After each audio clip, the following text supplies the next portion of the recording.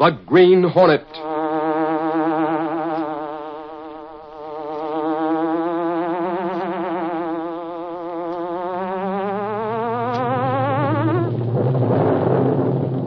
He hunts the biggest of all game, public enemies who try to destroy our America.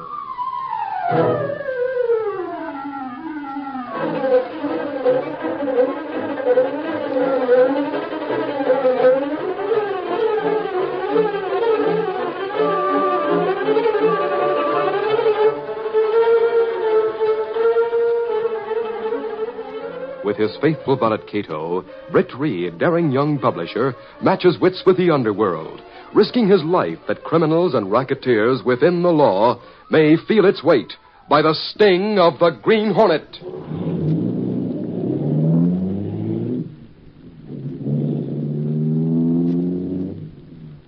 Ride with Britt Reid in a thrilling adventure, Death Comes to Dinner. The Green Hornet strikes again.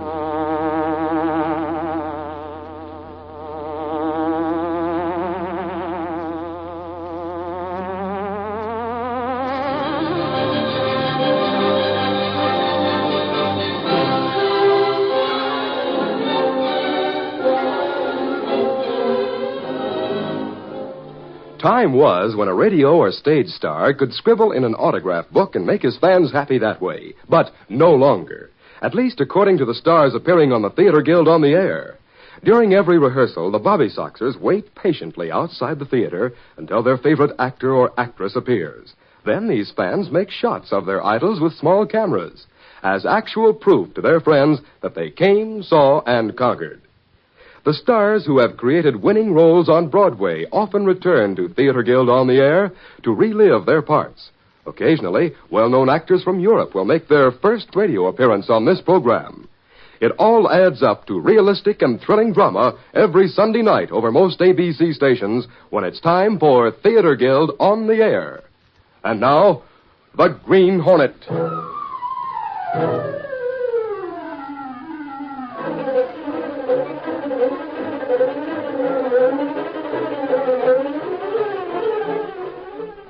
Britt Reid, young publisher of the Daily Sentinel, was in his office going over the morning mail with his secretary, Lenore Case. Well, these are the usual letters to the editor, Mr. Reid. I'll send them down to Gunnigan. Yes, he can sort out the ones he wants to print. Here's an invitation to dinner for you, Mr. Reid. And at the home of Mr. Finley, the big financier, no less. Dinner invitation from Finley? Well, that's unusual. He doesn't entertain very much. Will you go? Oh, sure, well, why not? He has the swankiest place in the city, they say. Oh, that's swanky, all right. An 8-room penthouse on the top of the finest hotel in town. That's a lot of room for a man who lives alone. Alone with 4 or 5 servants, you mean? Maybe I shouldn't say this, but... Well, I never thought Mr. Findlay liked you very much. Well, that's right, he doesn't. He's never forgotten the editorial we ran when he tried to pull that swift market deal that would have netted him $1 million. But we exposed him. That's one reason I want to go to his dinner. I'm curious to know just why he invited me. We'll phone his place and tell him that Britt Reid accepts Mr. Finley's kind invitation. Yes, sir. I'll call right away.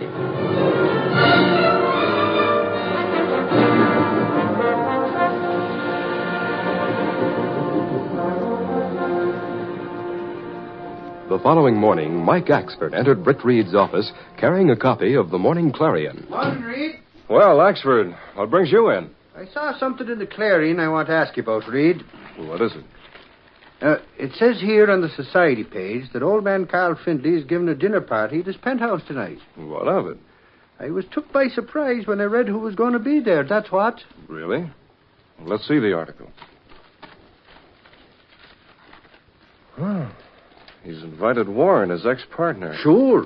Warren sued him once and lost the case. Then there's Ted Merrill, the financier whom Finley took over the coals in that quick deal he pulled on the market. Yeah, Merrill would give his eye teeth to get back at Findlay. He's also invited George Reese, who was defeated for Congress when Finley threw his influence against him. That's right. Reese was fit to be tied at the time. He hates Findlay. And he's invited me. And believe me, I have no love or respect for Finley. Sure, I know that. That's why I was interested in reading about the dinner party he's thrown for the 4 of you. I don't get it. Neither do I. And I'm going just to find out why he did invite us. Well, the others will go for the same reason, no doubt. I guess they will. I'm looking forward to a very pleasant evening, to say the least.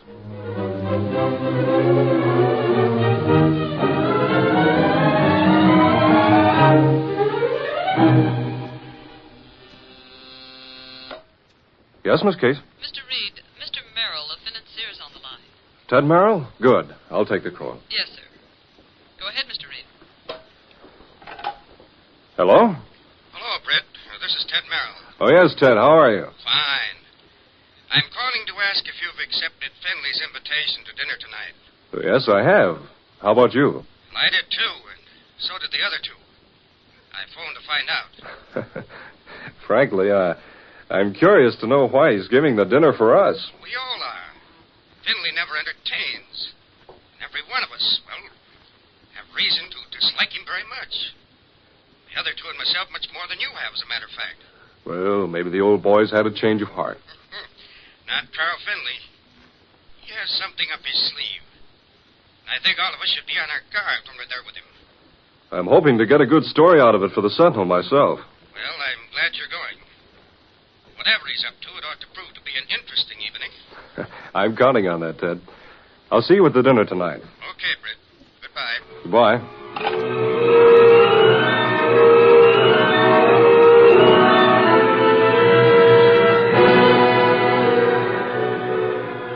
That evening, before his guests had arrived, Carl Finley, an irascible, dictatorial type of man, was giving final instructions to Benson, his butler. Benson, these men who are coming here to dine with me are all my enemies. I hate every one of them, and they hate me just as much. Yes, sir. I want to wine and dine them all well. Then I'll gloat over them a bit before I tell them why I invited them.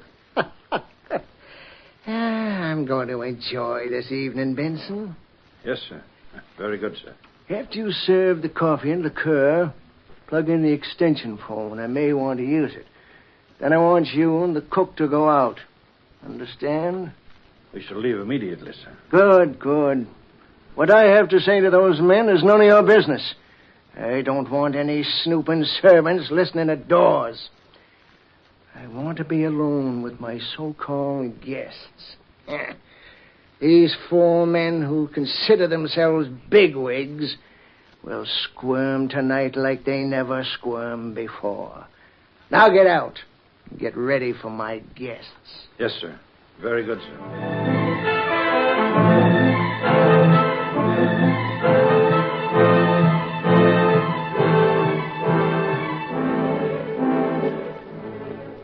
Later, Carl Finley sat at the head of the well-appointed table and eyed his rather quiet guests as they started to eat the dessert that had been placed before them. Well, gentlemen, needless to say, this has been a very quiet dinner party. It has been rather quiet at that, Mr. Finley. Just why did you bring us together like this? That's what I'd like to know. Now that your curiosity is asserting itself, gentlemen, I hope your state of mind hasn't prevented any one of you from enjoying his dinner tonight. On the contrary, Finley, I enjoyed the dinner immensely. You have a marvelous cook.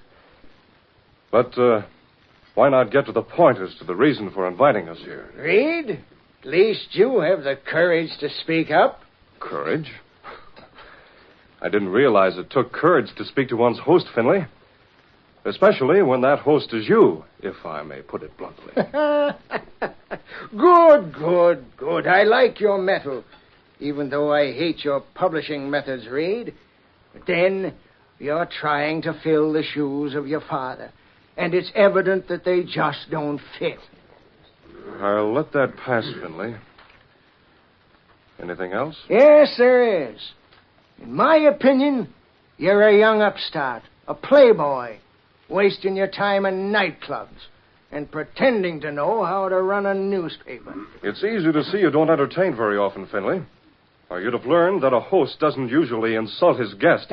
Don't make me laugh. I have you all here for a purpose. The dinner invitation was a stall to get you here. Okay, we're here, so what? Yes. Come to the point, Findlay. And you, Warren, a weakling. Ain't know nothing in the financial world. As a partner, I found you out for what you were. And thank heaven I ditched you in time. Why, you... Getting sore, huh? Good, good. That's what I want to see. You always were afraid of me, Warren. And we'd grown to hate each other more and more. Hate is a mild word for it, Findlay. Don't let him get your goat, Warren. That's what he seems to be trying to do. Ah. So Merrill, the smart financial operator, who lost his shirt trying to buck me in a deal, sticks his nose into it, eh? I've heard enough. I'm leaving. Sit down, sit down. After all, you haven't satisfied your curiosity as to why I brought you here, Merrill. You might as well find out. I didn't come here to take your insults, Findlay. Of course you did. You knew I'd tell you off, all of you. But you came anyway. So sit down. All right. I will stay so that I can tell these gentlemen what I really think of you, Findlay. Why waste words? They know already. You're not kidding. By this time, you should have learned what we all think of you, Findlay. Ah, George Reese speaks up at last. Now there's a man who thought he was capable of going to Congress. Had the gall to think he could really win the votes. But I, Carl Findlay, stopped him. So he hates me for it as much as I hate him. There's a lot of hate flowing around this table tonight. You're not the likable type, Findlay. I thrive on hate. I make no friends. You can say that again. Friends are parasites, in my opinion, out for what they can get from a person. Any friends of yours would die of hunger before you'd help them. Laugh, all of you. You can have your so-called friends, but I have money, power. I've bucked you all and won. That's why you hate me, and I hate you. You made a slight mistake. I bucked you and won. And it cost you $1 million. I'll win over you yet, Britt Reid. Wait and see. Gentlemen, I suggest we thank our host for a delightful dinner and leave right now. Now, wait. Now, I'll tell you why I had you come here. I received this note a few days ago. What's it say? Well, listen to this. Sometime, somehow, I'm going to get to you. Because I hate you, I'm going to kill you. The note is not signed. What does that have to do with us, Findlay? Just this. I feel that you four men are the only ones who really have reason to hate me enough to kill me. So I figure that one of you sent this note. One of you is a potential murderer. That's ridiculous, Findlay. We might take a rap at you, yes. But as for wanting to commit murder, that's another thing entirely. That's what you say, Britt Reid. But I wouldn't put it past even you. I resent that, Findlay. Go ahead and resent it. That's the way I feel about it. If you weren't such an old fool, I'd show my resentment more forcibly. With a gun, perhaps? Well, what about the rest of you? Which one of you sent me that note? This is most ridiculous. I've had enough of this, Tommy Rock. Yes, and so have I. Let's get out of here. This man's going mad. Mad, am I? So you all want to leave, do you? Well, the doors are locked. You'll stay until I want you to go. Do you hear? I believe he's lost his mind. This is the strangest. The lights. What's happened? Who put out the lights? I'll find the switch. Now look over by the door. Look. Look at Findlay. Great Scott. Something's happened to him. Look here. What's the matter? He's been stabbed. Findlay is dead.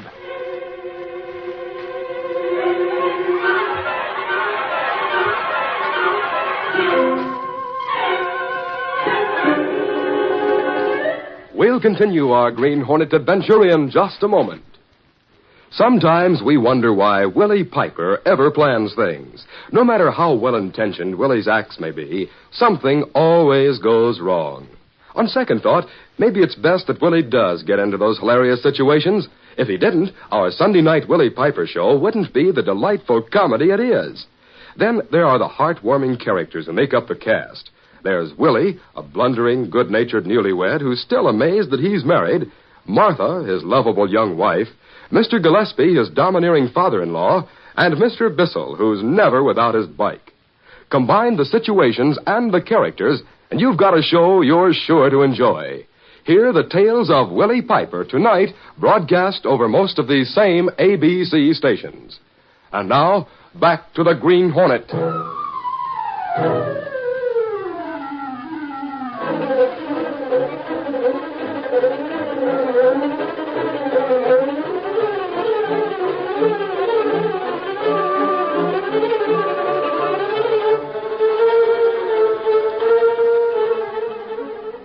As Britt Reid leaned over Findlay and announced that he was dead, the others were dumbfounded.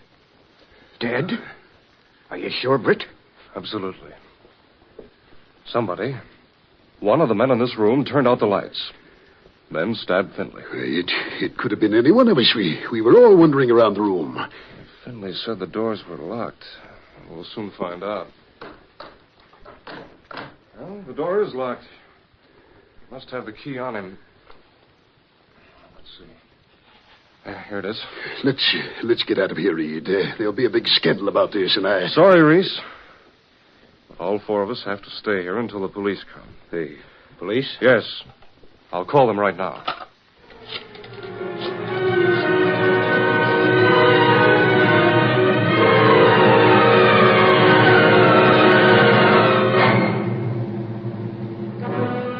It was some time later when Inspector Evans from police headquarters faced the four prominent men in Findlay's penthouse living room. Gentlemen, so far we've reached no conclusion from our questioning here tonight. We know someone in this room used one of Mr. Findlay's silver table knives to cause his death. Have you had a report on any fingerprints that might have been found on that knife, Inspector? Yes, Mr. Reid. What was the report, Inspector? I'm sorry, Mr. Merrill, but the information I received is confidential.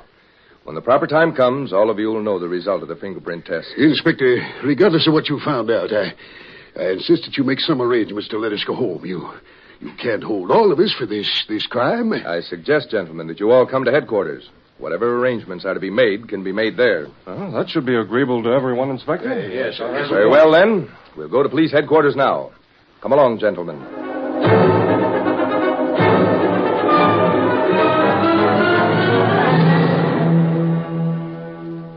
It was much later that night when Britt Reid went to his apartment where Kato, his faithful Filipino valet, and the only person knowing his identity as the Green Hornet, was waiting. Britt told Kato about the tragedy that had taken place at Findlay's apartment. We're all under suspicion, Kato. The police allowed us to leave after accepting our personal bonds. But in case like this, police move with caution, perhaps. Yes, those men are all prominent. The police don't want to make a false move. It would be embarrassing because the papers would play it up. Is that true? But it's not good that you be in room 2 when Findlay get murdered, Mr. Britt. I intend to do what I can to bring the killer to light, Kato. Well, how you do that? Police watch, perhaps. They won't be watching the Green Hornet. Maybe he can find out something. Green Hornet go out tonight? Yes. It's best to strike while the iron's hot and before the others have a chance to confer with their attorneys. Let's go, Kato.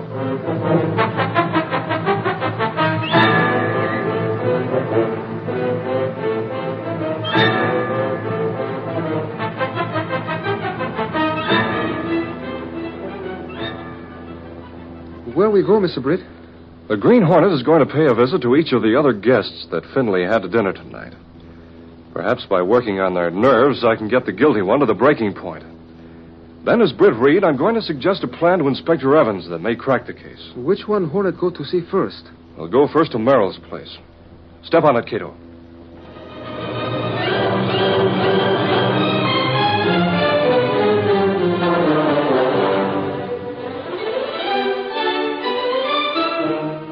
Meantime, Ted Merrill was sitting at the desk in his study, thinking of the events that had taken place earlier in the evening. Suddenly, he was startled by hearing a voice. Well, Merrill, worrying about the spot you're in? Oh, what the? The Green Hornet. Why have you come here like this? Maybe I know just who it was who killed Findlay, Merrill. Then you know more than the police do. Why don't you tell them what you know about it? Maybe I will. If I can't make a deal with the killer. Get out. Get out of here. I'll call the police right now and tell them about this. In that case, I'll leave. Be seeing you again. So long.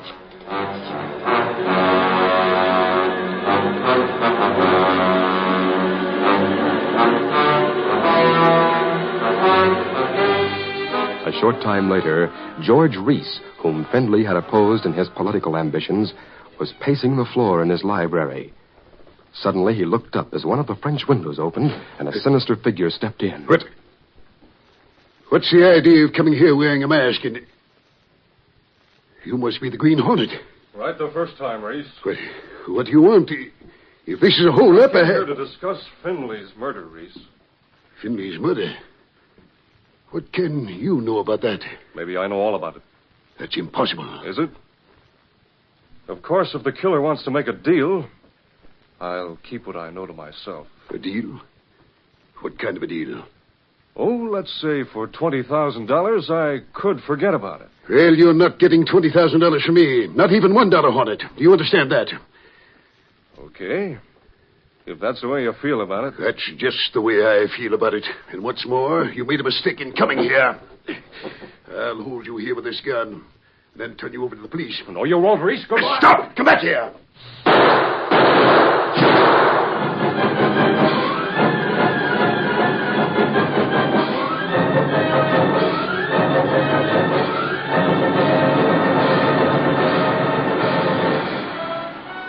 A short time later, Britt Reid crouched on the fire escape outside Mr. Warren's bedroom window. Findlay's ex-partner sat on the edge of the bed, smoking nervously. Oh, Warren's worrying like the other two. Well, might as well go in. Who's that? What do you want? Quiet, Warren. Put down that gun. Why have you come in here like this? Who are you? Take a closer look. Green Hornet. That's right.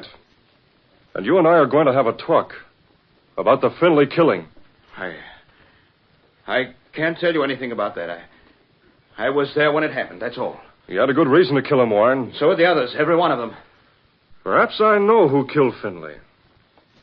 You have no way of knowing. That's what you think. Then tell me what you do know, Hornet. I'd rather keep you guessing. Of course, if you want to make a deal, maybe we can get together. A deal? That's right. For $20,000, I promise not to tip off the police. I don't believe you know anything. I won't deal with you. Now get out. Get out, you hear? All right. If that's the way you want it. But don't forget I gave you a chance, Warren. See you again.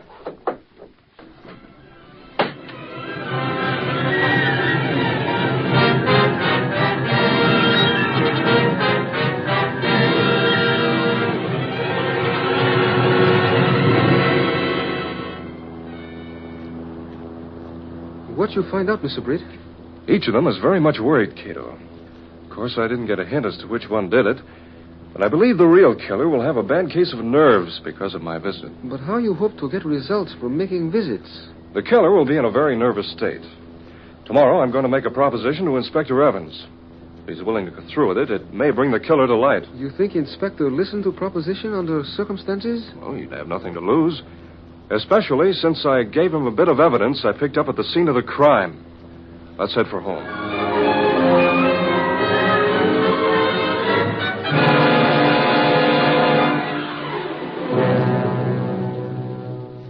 The next day, Britt Reid visited Inspector Evans, and after a long discussion, it was agreed upon that the inspector would request the men who had dined with Findlay to attend a luncheon in a private room at headquarters.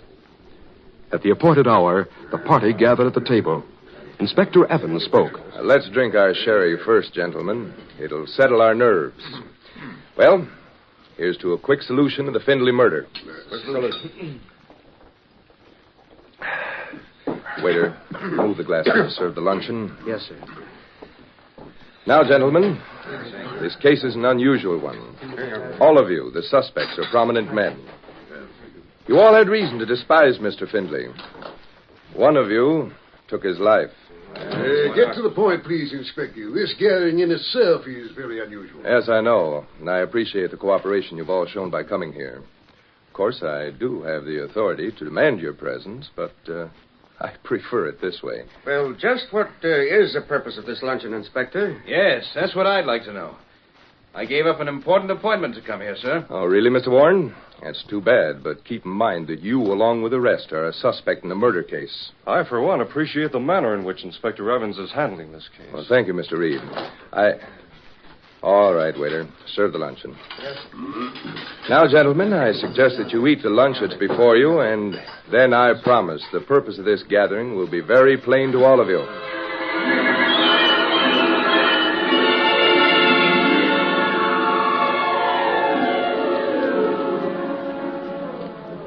Very excellent luncheon, huh? This note is for you, Inspector. Oh, thank you. We'll wait outside. Yes, sir.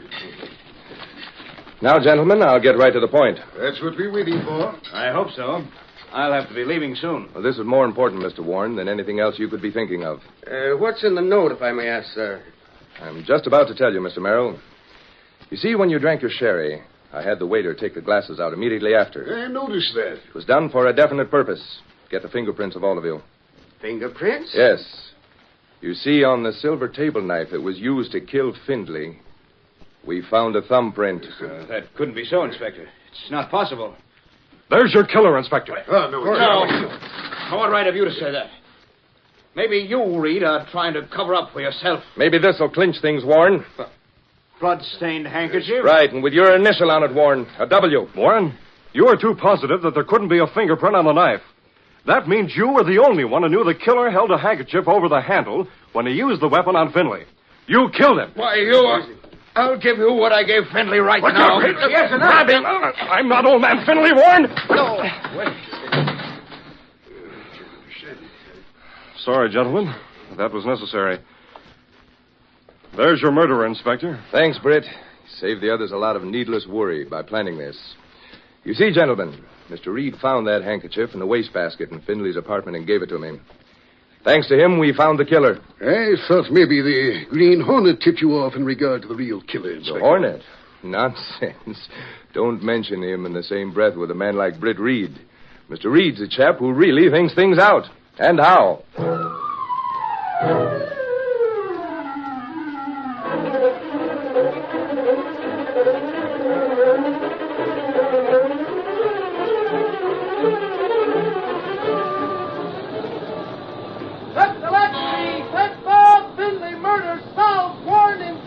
Green Hornet implicated.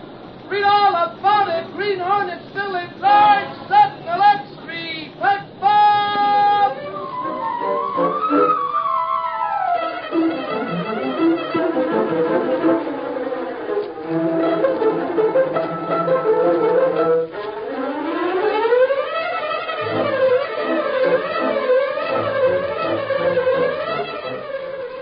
Remember, the thrilling adventures of David Harding Counter-Spy are heard every Sunday afternoon over the network of the American Broadcasting Company. They are experiences you'll want to hear. Entertaining, dramatic, exciting experiences. Perhaps you've read stories in the newspapers of how spies have been captured.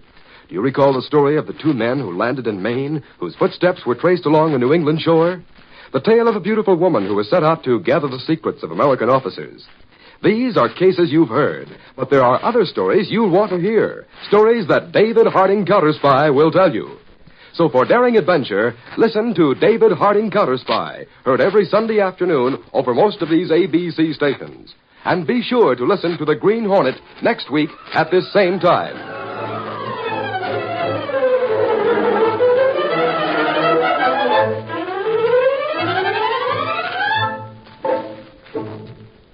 These copyrighted dramas originate in the studios of WXYZ Detroit, and all characters, names, places, and incidents used are fictitious. Hal Neal speaking. This is ABC, the American Broadcasting Company.